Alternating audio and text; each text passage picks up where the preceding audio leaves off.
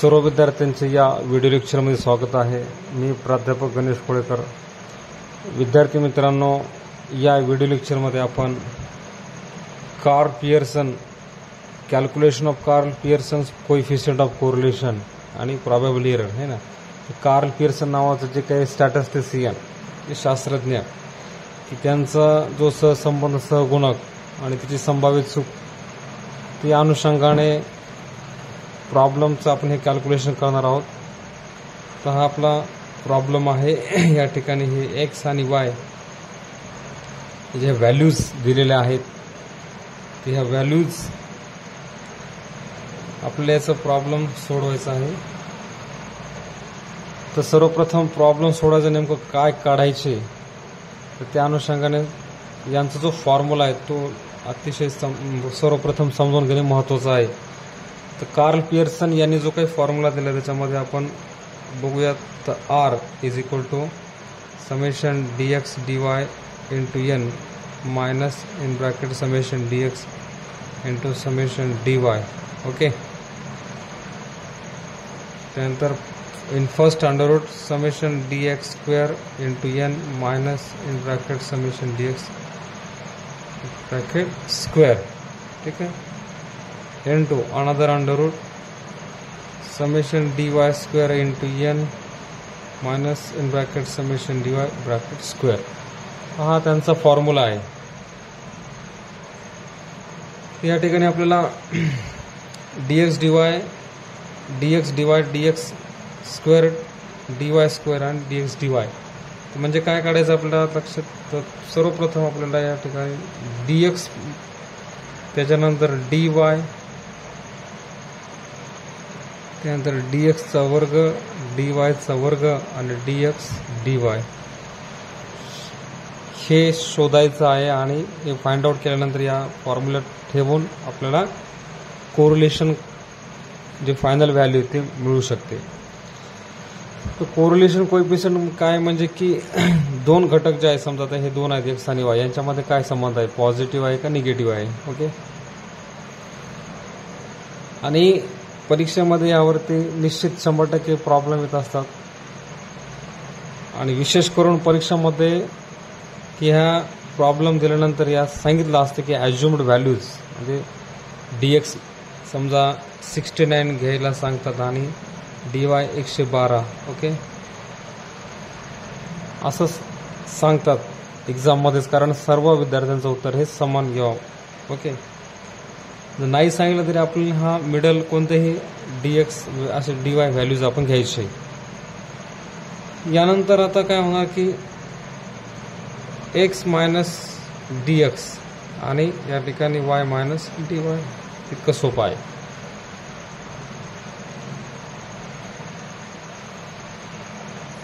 मग एक एक हे एक सिरीज ह्या dx मधून 69 मधून मायनस करत जायचं. तर बघा कॅल्क्युलेटरचा वापर करून व्यवस्थित कॅल्क्युलेशन अचूक पद्धतीने करायचं, चुकू द्यायचं नाही.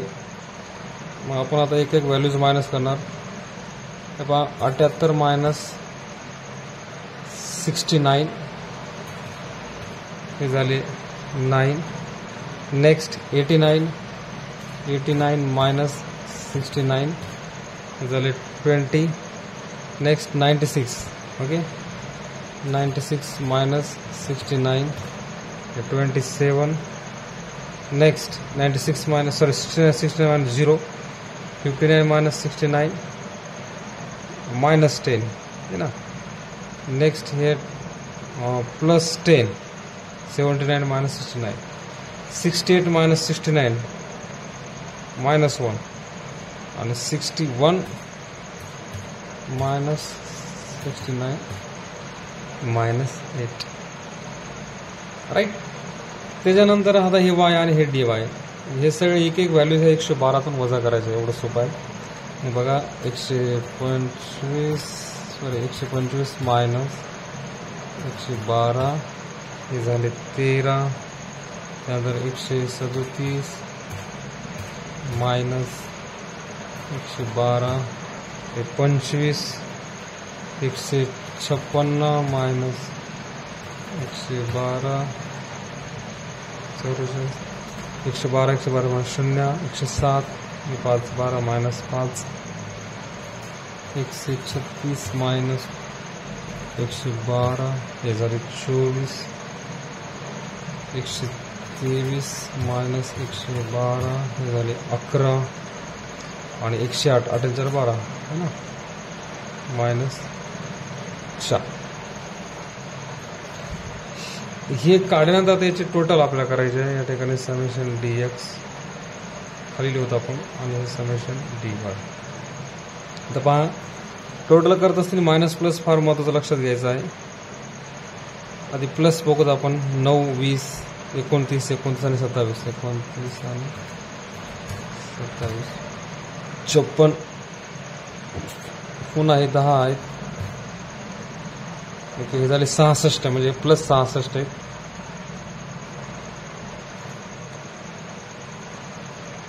पहा या रफ मध्ये आपण ते समजा लिहूता प्लस 66.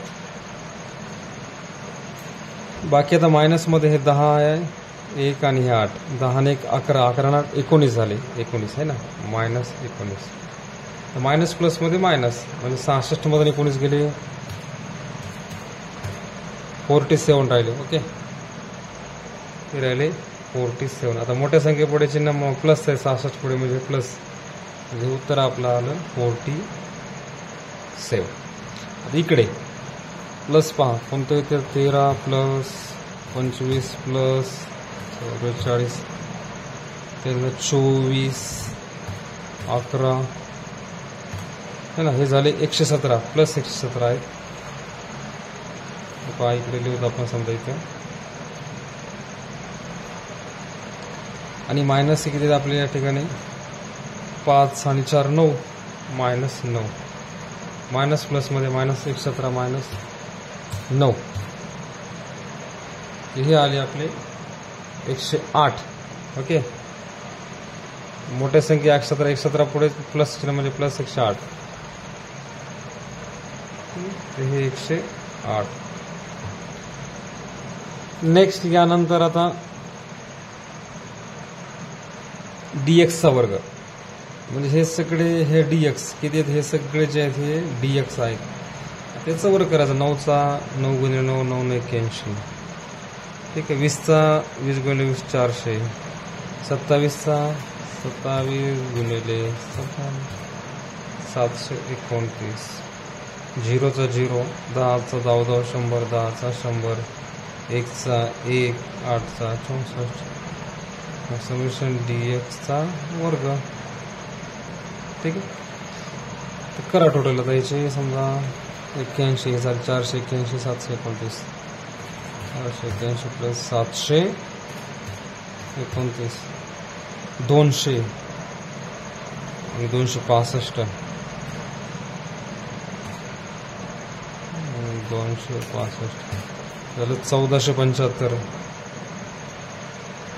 1475. नेक्स्ट आता dy स्क्वेअर आपला करायचा आहे.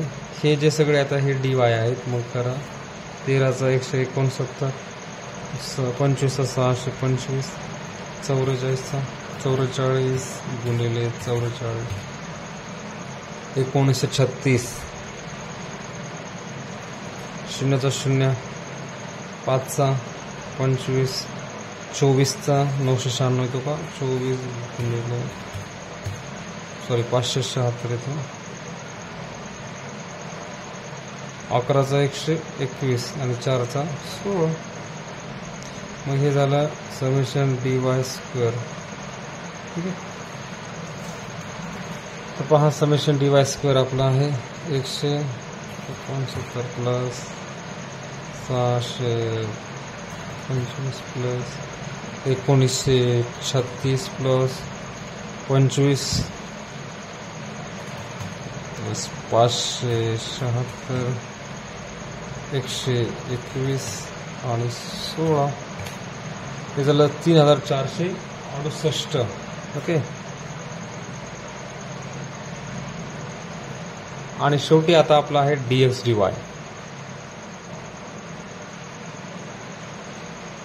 dx dy काढायचं आहे तर अत्यंत सोपं. हे dx हे संपूर्ण dx आहेत हे dy हे संपूर्ण dy आहे. याचा एकमेकाचा गुणाकार करायचा आहे. कारण 13 आणि 9 गुणिले 13 117 25 गुणिले 20 500 27 गुणिले 44 1188. नेक्स्ट है 0. नेक्स्ट है 10 50. नेक्स्ट है 240 है ना. 24 गुणिले 10 11 1 11 वजा 11 आणि 832 प्लस 32. ठीक आहे. त्यानंतर समेशन dx dy टोटल. या ठिकाणी एकच मायनस आहेत. तर सुरुवातीला पॉझिटिव्ह आपण जे आहे त्याचे पूरक टोटल 117 प्लस 500 प्लस 1188 प्लस 50 म्हणजे 290 आणि 32 मायनस इथे हे 11 आहेत. एकच संख्या मायनस आहे म्हणजे हे झाले 2116. तर अशा प्रकारे ह्या व्हॅल्यूज आपण काढलेल्या आहेत जे आपल्याला फॉर्म्युल्यामध्ये मांडायच्या आहेत. तर बघा R is equal to summation dx dy किती आहे या ठिकाणी 2116 गुणिले आहे n म्हणजे आता पहा काय तर n म्हणजे जर फ्रिक्वेन्सी असते टोटल. पण हे जो चॅप्टर आहे याच्यामध्ये फ्रिक्वेन्सी वगैरे काही नाही. n म्हणजे हे किती व्हॅल्यूज आहेत ते पहा 1 2 3 4 5 6 7 8 आहेत म्हणजे हे 8 मायनस समेशन dx किती आहे 47 गुणिले समेशन dy 108 डिवायडेड बाय पहिला वर्गमुळात काय समेशन dx चा वर्ग किती आहे dx चा वर्ग 1475 गुणिले n म्हणजे 8 वजा हे समेशन dx 47 याचा स्क्वेअर गुणिले दुसऱ्या वर्गमुळात dy चा वर्ग किती 3468 गुणिले परत n म्हणजे 8 मायनस dy म्हणजे आपण ऑलरेडी दिलेले 108 त्याचा वर्ग. ठीक आहे. नेक्स्ट आता 2116 गुणिले 8 2116 गुणिले 8 16928 राईट वजा 47 इंटू हे 147 गुणिले 108 50 5076 परत भागिले पहिल्या वर्गमुळात हे सोडवायचं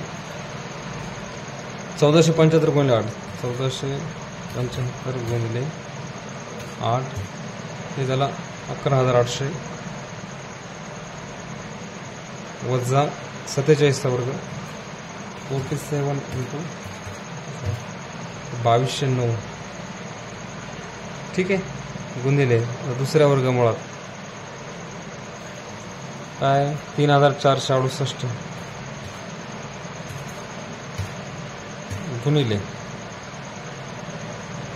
8 27744 वजा 108 चा वर्ग 108 गुणिले 108 11664 11664. ठीक आहे. तर आता या ठिकाणी इकडे समोर आपण आता इथून इकडे आलो काय होणार ही वजाबाकी करायची आता याची 16928 5076 11852 11852 भागिले आता याची वजाबाकी 11800 वजा 2209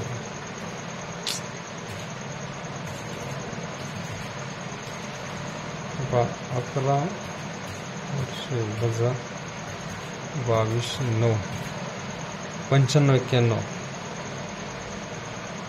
गुणिले इकडे 27,744 वजा 11,664 हे झालं 16,080 राईट. नेक्स्ट 11,852 डिवायडेड बाय, आता याचं वर्गमुळात किमती काढायचं आपल्याला. पहिल्यांदा याचे काढतो आपण, म्हणजे काय करायचं, हे 160 आहे, हे असं टाकल्यानंतर हे वर्गमुळात चिन्ह हे प्रेस करायचं. याची किंमत आली आपली 126.80, इथे लिहूत आपण 126.80. आणि याची बघूत आता 9,591 पहा, हे पहा 9,591. ठीक आहे. हे वर्गमुळात चिन्ह 97.93 गुणाकार करायचा. 97.93 गुणिले 126.80 26.80 हे झालं 12,417. म्हणजे इकडं 118.52 भागिले 12,417. ठीक आहे.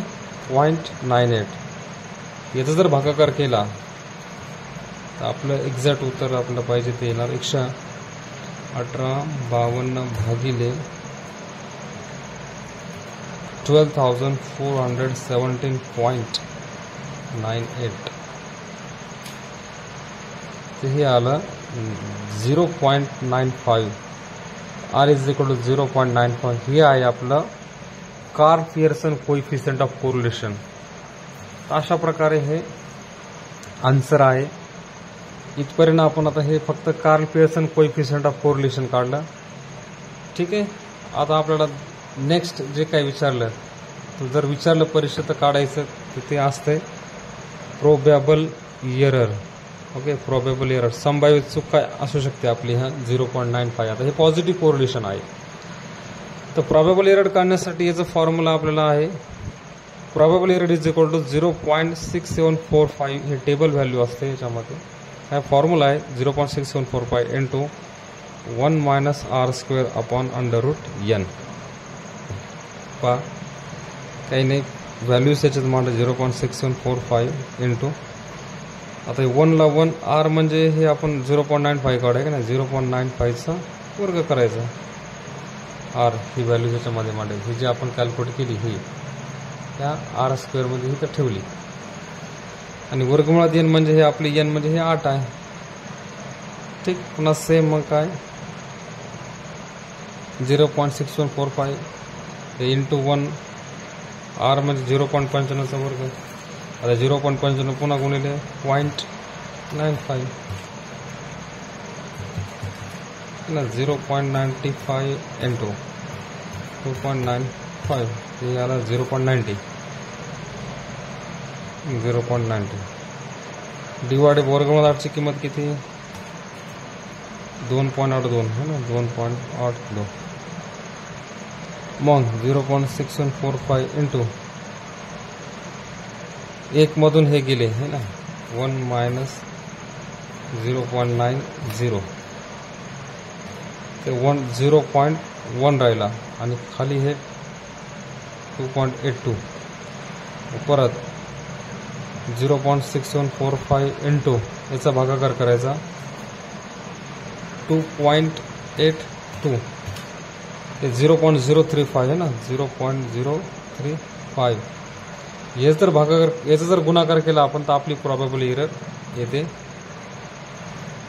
6745. तर हे 0.02 ही झाली प्रोबॅबल एरर. ठीक आहे. तर विद्यार्थी मित्रांनो, अशा प्रकारे हे अत्यंत महत्त्वाचं परीक्षा दृष्टिकोनातून Karl Pearson coefficient of correlation हे 5व्या चॅप्टरमधलं आहे. कार्ल पियर्सन यांचा सहसंबंध सहगुणक हा फॉर्म्युला होता आपल्याला, प्रॉब्लेम होता है ना. एक्स आणि वाय व्हॅल्यूज दिल्या त्या. हा त्यांचा फॉर्म्युला आहे. आपल्याला काय पाहिजे ते व्हॅल्यूज आपण काढणे, जसं dx dy dx square dy square आणि dx dy. तर पहा, सर्वप्रथम आपण dx घ्यायचा असतो, म्हणजे ही x मधला व्हॅल्यू. शक्यतो परीक्षेमध्ये सांगतात की 69 घ्या, जसं आपण घेतलं. मग x मायनस dx, मग हे सगळे एक एक एक घ्या, 69 मग वजा केले आपण. तसंच dy 112 घेतला, मग हे सगळं y व्हॅल्यूज ह्या सगळ्या एक एक एक 112 वजा केले अशा, बरोबर आहे. मग dx चा वर्ग म्हणजे हे जे आपण काढले याचा स्क्वेअर केला हा. dy स्क्वेअर म्हणजे हे जे काढले dy च्या व्हॅल्यू याचा स्क्वेअर केला हा, है ना. आणि dx dy म्हणजे काय, हे dx आणि dy हे एकमेकाचा गुणाकार केला. हे आलेल्या ह्या सगळ्या व्हॅल्यूज आहे ना, ह्या सगळ्या ह्या फॉर्म्युलेमध्ये मांडल्या. हे सगळं असं व्यवस्थित कॅल्क्युलेटरचा वापर करून अत्यंत काळजीपूर्वक न चुकता हे सगळे कॅल्क्युलेशन केलेले आहेत. इथून कॅल्क्युलेशन इथं बसलं नाही म्हणून इकडं कॅरी फॉरवर्ड इकडं आलं ते, है ना. इथून हे इथं आणि हे असं त्याचं व्हॅल्यूज 0.95 हे आपलं कोरिलेशन म्हणजे पॉझिटिव्ह कोरिलेशन आहे. त्याच्यानंतर याची संभावित चूक ही 0.02. तर हे फॉर्म्युला आहे त्याचा. प्रॉबॅबली एरर आहे ना 0.614 × 1 - r² आपण √n. काही नाही, ह्या व्हॅल्यूज याच्यामध्ये मांडल्या. r स्क्वेअर म्हणजे आपण हे जे काढलं आहे r याचा वर्ग केला, 0.90 आला. हे याच्यातून वजा केलं 0.1 आला. वर्गमूळात rची किंमत ही आहे. याचा भागाकार केला हे आला आणि याला गुणलं हे एवढं उत्तर आलं. Okay, thank you.